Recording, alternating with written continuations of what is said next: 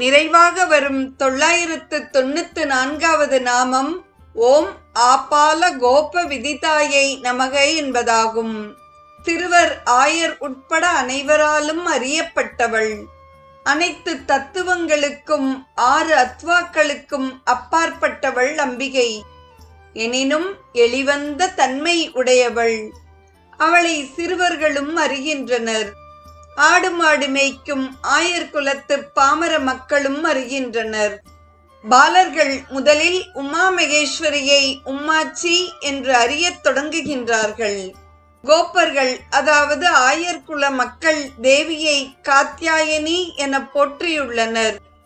வெகுளித்தனத்திற்கும் பாமரத்தனத்திற்கும் இருப்பிடமானவர்கள் ஆயர்கள்.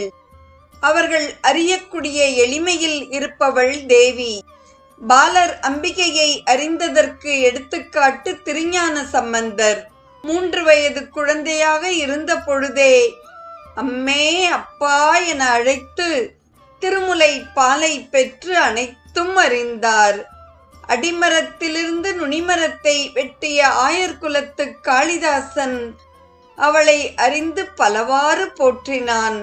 இடம், வயது, இனம் ஆகிய எதுவும் தேவியை அறிய தடைகளாக இருந்ததில்லை.